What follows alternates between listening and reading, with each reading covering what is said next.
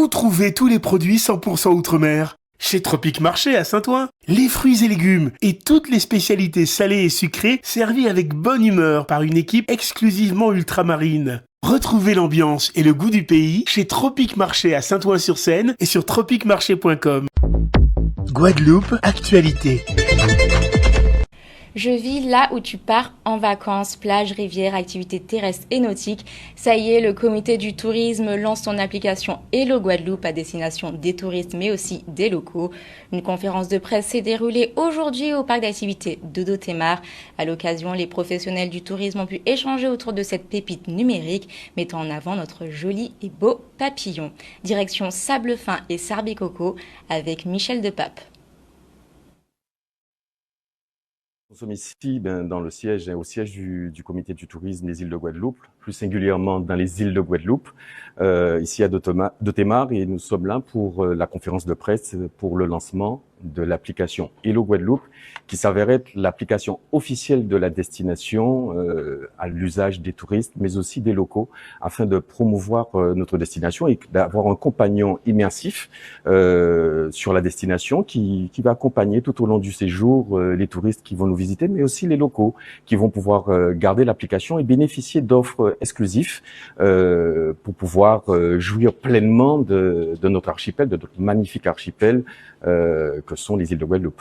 Alors, le comité du tourisme a pour mission la promotion des îles de Guadeloupe. On a pour mission de séduire nos futures clientèles. Et au-delà de les séduire aujourd'hui, l'idée était vraiment de les accompagner pendant leur séjour en apportant leur offre à portée de main et notamment sur leur smartphone, puisque tout le monde aujourd'hui, on le sait en termes de statistiques, beaucoup de réservations se fait à l'aide de sa smartphone. Et aujourd'hui, l'idée, c'est d'accompagner les clients en termes d'expérience, en termes d'activité, de restauration avec leur smartphone grâce à cette application Hello Guadeloupe. Tout d'abord, l'application Hello Guadeloupe est née d'un constat, celui du besoin de dématérialisation de l'accueil touristique. C'est vrai que traditionnellement, les visiteurs se rendent en office du tourisme pour y obtenir des informations sur la destination, mais nous avons compris au comité du tourisme des îles de Guadeloupe qu'il était nécessaire de leur apporter un compagnon un guide digital à portée de main. Donc concrètement, cette application permet bien évidemment de découvrir la destination, les principaux sites touristiques des 6 îles, que sont la Désirade, Marie-Galante, Terre de Haut, Terre de Bas, Grande Terre et Vaste Terre. Je pense ne rien avoir oublié. Il permet également d'obtenir des bons plans personnalisés. Et lorsque je dis personnalisé, je m'explique. Il s'agit en fait d'un parcours utilisateur où l'utilisateur va identifier d'une part son lieu de résidence, puis ses préférences en matière de voyage. Et à partir de ces réponses, nous allons pouvoir lui envoyer des bons plans qui correspondent tout simplement à ses goûts. Donc c'est l'opportunité pour nous, pour le comité du tourisme des îles de Guadeloupe, d'en savoir plus sur les visiteurs, savoir quelles sont les préférences de voyage d'un Canadien, quelles sont les préférences de voyage d'un Américain, et de leur proposer une expérience de séjour réussie. Luttons contre la vie chère, l'une des priorités de Manuel Valls. Le ministre des Outre-mer sera en Guadeloupe à partir de samedi. Manuel Valls effectue sa première visite officielle aux Antilles. Il se rendra d'abord à Saint-Martin le 14 mars. Le ministre d'État poursuivra le 15 mars à Saint-Barthélemy. Il finira son déplacement en Martinique du 17 au 19 mars. Des bolides et du bitume, le Super Quad international a eu lieu dimanche à Jarry. Cet événement d'envergure pour les fans de moto a réuni des pilotes antillais mais du monde entier. Marc Reiner Schmitt a remporté haut la main cette édition. Très heureux d'être ici, il exprime son euphorie au micro d'Olivier Félix. C'était très important pour nous, je dirais pour la Ligue aussi de motocyclisme régionale de la Guadeloupe, d'organiser ce super motard quad international, de façon à rehausser le niveau et permettre à nos pilotes antillais, Guadeloupe, Martinique, de faire, je dirais, un jumelage avec ces internationaux. On va dire que c'est un sport que j'aime, donc j'ai repris la compétition, je m'amuse, donc c'est que du plaisir. Nous qui sommes des amateurs, on croit quand même qu'il y a matière à faire et que le sport, en travaillant, on peut encore évoluer. On finit jamais d'évoluer. En fait. I spent a couple of days here in Guadeloupe. It was a great time because we have super weather condition. We go on a jet ski, some different isles. We go around with the car. We have some walk on the beach. So big thanks to Eric Paulin and to Focus Moto. They invite me here, they help me out a lot. Thanks to my team, to Luigi and Mauro. They come with my bike and everything over, support me during all the time. So it was one of the greatest weeks of my life, and as soon as I can, I will be back in Guadeloupe. I'm super happy and proud to be here. Can't wait to come back soon, and yeah, I hope you guys enjoy the show. The crowd was amazing, so I'm super happy. Très content vu que j'ai arrêté la moto il y a 2 ans, donc c'est un plaisir pour moi de rerouler avec eux vu que j'avais déjà l'habitude de rouler avec eux. Maintenant, eux, ils sont déjà prêts pour la saison, on va dire. Moi, je travaille maintenant, donc j'ai plus trop le temps. Mais je suis content de venir et de voir qu'il me reste encore, on va dire, le niveau est là. Après, un peu fatigué, mais bon, voilà. Mais content de ma journée. Et puis, on va regarder pour pouvoir s'entraîner. Et puis, pourquoi pas repartir faire des courses et pour se faire plaisir. On ne fait pas venir des champions du monde aussi facilement que cela. Déjà, ils ne connaissent pas la Guadeloupe. Après, il faut chaque semaine maintenir le contact, leur faire comprendre qu'ici, il y a des choses qui sont très intéressantes à faire. Ensuite, comme on n'a pas de circuit en Guadeloupe, ben, il faut mettre en place ce circuit. Il y a toute la partie administrative qui est très longue et très difficile. Et bon, je pense qu'aujourd'hui, on a une super journée. Il a fait très beau, il y a eu un public très nombreux et super course. Les invités ont assuré le spectacle et je crois que c'est extraordinaire. Effectivement, il y a eu du changement sur la piste et c'est la première course de l'année aussi. Et puis la partie terre, effectivement, on voulait voir ce que ça donnait. J'espère faire toutes les courses. Donc là, la machine a été fiable parce qu'on a fait pas mal de travail dessus. On a fait pas mal d'améliorations et elle a été fiable. C'est ce qui a fait qu'aujourd'hui, j'en remporte la course. Et j'espère pouvoir faire toutes les manches du championnat de la Guadeloupe. En ce moment, ils sont en pleine réflexion pour savoir quel terrain ils pourraient nous mettre à disposition pour permettre à nos pilotes justement de s'entraîner. Et certains, nous avons des jeunes qui représentent, notamment nous avons Jamal Jesterwatt qui promet, qui est un jeune qui progresse et donc qui va au niveau national. Donc ce qui prouve que nous avons sur notre territoire un besoin pour permettre à l'ensemble de nos pilotes de nous représenter national et pourquoi pas au niveau international. Cultiver et consommer local. Samedi, Yvon Joseph, créateur de Jardin d'arbres en pot, a animé un atelier autour des méthodes pour cultiver au mieux son jardin à travers plusieurs plantations de produits locaux. Pour finir en beauté, un atelier de mise en pratique a pu séduire le public. Serait-ce une solution pour pallier à l'insuffisance alimentaire et la vie chère aux Antilles? Un reportage de Vianney Valverde. Le débat est très animé, il y a beaucoup de questions donc sur ces techniques, ces méthodes qui font que l'on peut cultiver un jardin en pot réussi. Et à l'heure où on parle d'autosuffisance alimentaire, de vie chère, c'est tout à fait d'actualité. Donc forcément le sujet plaît et intéresse et le public a répondu nombreux. Au-delà effectivement de ces techniques, il explique que les secrets il en a pas, il les partage avec tout le monde. Et pour preuve, il y a dans la salle des gens qui ont mis en application ce qu'il explique dans ses livres et qui ont des résultats probants.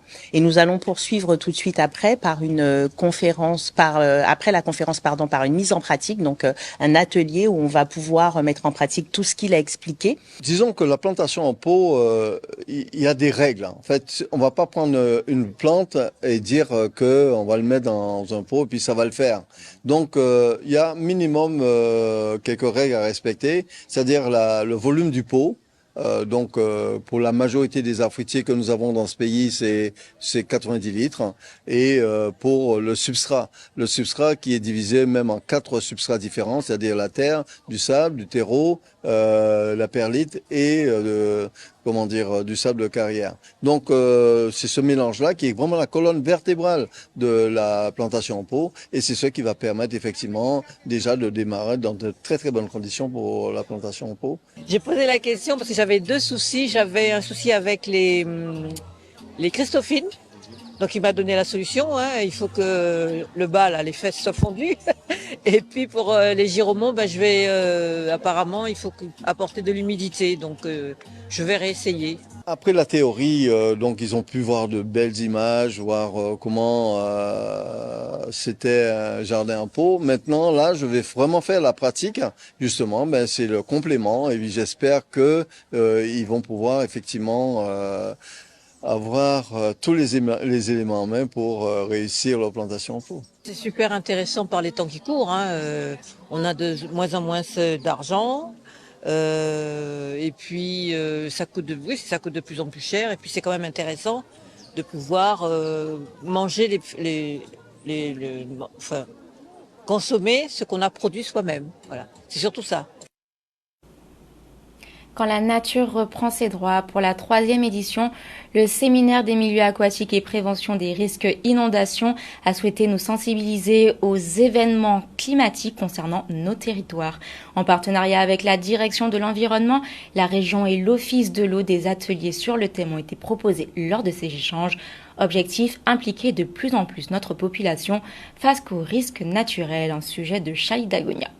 Et donc l'objectif du travail de ce matin avec l'ensemble des élus qui sont présents, c'est de travailler effectivement sur la GEMAPI, de travailler sur le rôle des uns et des autres, entre l'État, entre la commune, entre le PCI, parce qu'on fait des choses, chacun fait des choses de son côté, il faut bien se coordonner.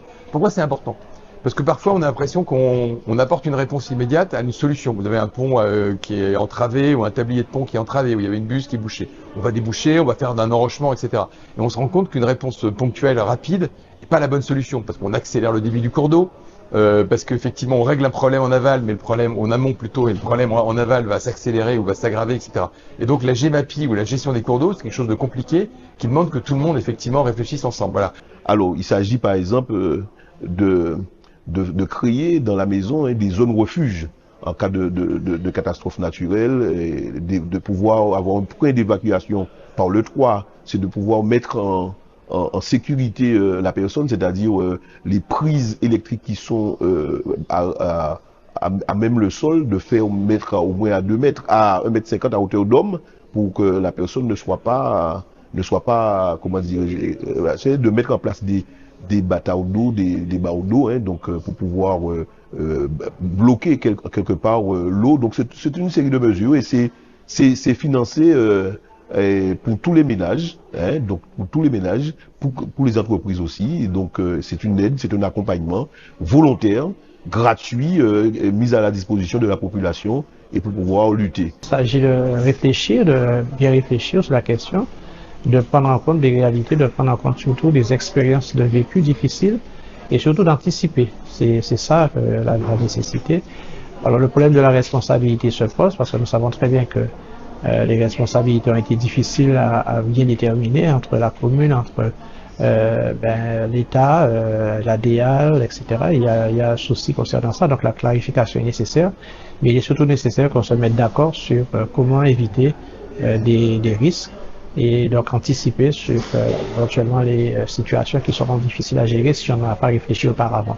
On a eu une intervention très intéressante de l'Université des Antilles qui a montré qu'effectivement, compte tenu du changement climatique, on a une accélération des phénomènes climatiques majeurs, cyclones, tempêtes tropicales, on a une élévation du niveau de la mer, et donc la situation n'est pas en train de s'améliorer. Au contraire, il faut anticiper une évolution de la situation qui peut avoir des conséquences effectivement dramatiques. Je pense qu'on est 400 000 sur le territoire, il y a 60 000 personnes qui vivent dans les zones qui sont menacées en permanence d'inondation. Donc tout ça c'est pris en charge par les collectivités, ça s'appelle la GEMAPI, gestion des milieux aquatiques et de la prévention des inondations. Donc c'est un jargon, mais bon. Et voilà. Mais c'est une responsabilité des communes et des EPCI. Passion au dossier chlordécone, ça y est, la nouvelle est tombée ce matin. L'État devra indemniser les victimes du pesticide qui ont pu démontrer un préjudice d'anxiété. La Cour administrative d'appel a estimé ce mardi que l'État a commis des fautes en accordant des autorisations de vente de ce pesticide toxique ayant massivement pollué les sols et les eaux des Antilles. Un cri de détresse pour l'agriculture. Les jeunes agriculteurs se sont réunis aujourd'hui avec le président de région Harry-Chalus Orégé. Depuis 2023, ils sont dans l'attente de financement. Ils demandent des solutions à l'État. Un reportage de Charlie Dagonia. Là, nous avons dû mettre en place du personnel pour pouvoir traiter ces dossiers. Et actuellement, c'est la plateforme maintenant pour qu'on puisse déposer les dossiers qui retarde un peu parce que l'AFP doit confirmer cette plateforme de manière à ce que nous puissions pouvoir continuer à travailler. Nous avons mis du personnel en place. Il y a certains agriculteurs qui ont déjà été payés, mais il y a encore quelques dossiers qui tardent parce qu'il y a c'est le 21-27, c'est ça? Il y a deux programmes voilà, qui se juxtaposent là-dessus. Aujourd'hui, on a des jeunes qui sont intéressés par l'agriculture, qui sont formés à l'agriculture, qui ont du terrain agricole et donc qui veulent s'installer en agriculture. On est confronté depuis quelques années en fait où nous avons le système d'instruction du FEADER, en fait des fonds européens pour accompagner ces jeunes, qui est, on peut dire, bloqué, car aujourd'hui on a des jeunes qui ont des dossiers depuis 2022-2023 et qui n'ont toujours pas avancé. Donc c'est une réelle problématique. On parle de jeunes, mais aussi on parle aussi d'agriculteurs en général qui ont plus de 50, 60 ans, où aujourd'hui ils ont déposé des dossiers en fait et aucune instruction a démarré, aucun porteurs de projet n'a reçu en fait leur courrier pour dire que c'est en cours ou que derrière il y aura des passages en commission. Donc on est confronté à ça. Donc concrètement, un agriculteur qui veut faire une demande d'aide pour un tracteur en 2023, aujourd'hui il a toujours pas de tracteur. On a un président de région qui a boosté ses équipes, qui leur a dit que le retard n'était plus tenable. Et à la suite de ça, nous avons décidé de mettre en place une commission qui nous permettra d'avoir un suivi de l'avancement des travaux et de surtout amener notre pierre à l'édifice. La communication, il en faut sur la technique aussi. Donc c'est pour ça que nous avons souhaité mettre en place ces comités de suivi qui vont être tenus mensuellement pour tenir informés les bénéficiaires de ces aides, de l'avancée de leur dossier, des éléments de complétude. L'idée, voilà, c'est que les dossiers soient agréés le plus tôt possible et que les paiements surviennent le plus tôt possible également. Je pense que ça serait une bonne décision en fait de faire des réunions plus souvent, de rencontrer en fait les personnes avec qui on travaille pour pouvoir mieux collaborer et trouver en fait des solutions ensemble. Si on est divisé en fait, on pourra jamais avancer et on pourra jamais trouver de solution. On comprend effectivement, mais derrière, il y a vraiment un mal-être au niveau agricole en fait. Il faut le comprendre parce qu'aujourd'hui, un agriculteur, on leur demande de réduire leurs produits phytosanitaires, on leur demande d'arrêter le désherbant. Comment voulez-vous aujourd'hui qu'ils passent la débroussailleuse H24? Il faut qu'ils soient accompagnés avec, par exemple, un gyroboyeur ou des choses comme ça, mais sans aide, c'est compliqué en fait. La ville des Abîmes fait le point sur sa commune. Un conseil municipal a eu lieu ce matin à l'hôtel de ville. Au programme, rapport du développement durable, adhésion à la centrale d'achat et bien sûr un point sur les orientations budgétaires de 2025. Le maire Éric Jaltan fait le point au micro de Charlie Dagonia. Donc nous avons abordé aujourd'hui entre autres 11 points, votés à l'unanimité, les orientations budgétaires qui préparent le budget en termes de stratégie et d'orientation, comme son nom l'indique. Et là, nous avons une année 2023 qui a été très difficile, de par le manque de recettes, diminution des recettes, tout en augmentation des dépenses, effet ciseaux. Mais nous avons de bons points, puisque nous avons pu diminuer les dépenses en termes de fluide, nous avons pu maîtriser les dépenses de fonctionnement, parce que nous avons beaucoup fait pour le personnel. Cette année-ci, nous avons un plan d'économie, nous avons aussi des perspectives de beaucoup de départs à la retraite, qui va permettre aussi de recruter systématiquement pour tout départ à la retraite. Nous avons aussi de bons espoirs en matière d'investissement. On va faire beaucoup de travaux au niveau du sport, pour le stade, pour le futur palais des sports, pour couvrir bon nombre de structures de proximité. Nous allons également mettre en place la maison de la famille. Nous avons le contrat payé avec le département. Nous avons des actions avec l'État, avec aussi la CAF, avec la région en matière, dans le cadre de l'emploi pluriannuel d'investissement. Nous avons la maison de la famille, je l'ai dit, le village de la famille. Nous allons ouvrir Taonaba, parce que le pôle muséal est terminé. Nous allons procéder à la mise en place également d'un centre-service social à Bois-Ripeau. Et nous allons faire en sorte aussi de préparer les deux grands projets sur Bois-Vin et sur Chazot, avec du nouveau foncier que nous avons trouvé sur Bois-Vin. Nous avons des travaux de voirie, augmentés par la dotation CAF que nous avons reçue du département.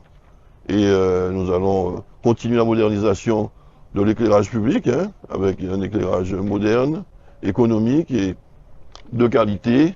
Enfin bref, beaucoup d'actions qui nous ont valu déjà des récompenses, des labels au niveau cinquième arrobase, au niveau également de l'environnement et du numérique. La des amis met en pointe. Nous sommes, malgré les difficultés, le contexte financier difficile, nous sommes en marche vers l'excellence toujours, avec notre plan pluriannuel d'investissement, notre plan pluriannuel de fonctionnement. Les seniors mis à l'honneur à Bouillante, la commune lance son accueil de loisirs sans hébergement à destination des personnes âgées, un dispositif pour éviter l'isolement de nos seniors. Des activités ludiques leur sont proposées, sport, bien-être et arts plastiques au programme. Un reportage d'Olivier Félix. La LSH existe pour les tout-petits. Comme j'ai dit, c'est un dispositif qui fonctionne durant les vacances scolaires.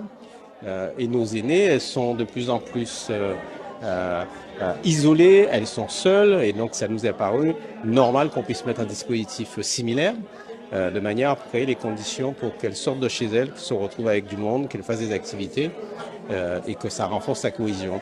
Donc oui, c'était très important pour nous, et le dispositif d'ailleurs est très demandé, à tel point qu'on est obligé d'ouvrir, puisqu'au départ on avait envisagé un dispositif avec 25 personnes, et donc là nous sommes en train de voir pour l'étendre, puisqu'il y a de plus en plus de demandes concernant cette LSH pour nos aînés. Nous avons quand même trouvé ces moments-là pour leur consacrer, et elles adhèrent vraiment, elles aiment beaucoup les activités. On a plusieurs activités, sport, bien-être, on a l'aquagym sur la plage de Malandure, et évidemment le mardi ici avec les activités arts plastiques, arts visuels. Nous allons partir sur l'année 2025-2026, et puis après on verra bien selon les demandes, selon l'intégrité des gens, comment ils vont accéder à cette activité-là, comment on pourra faire une continuité justement de la LSH Senior. C'est mon fils qui a vu l'annonce, il me l'a envoyé et il m'a dit « Maman, tu t'inscris rapidement ».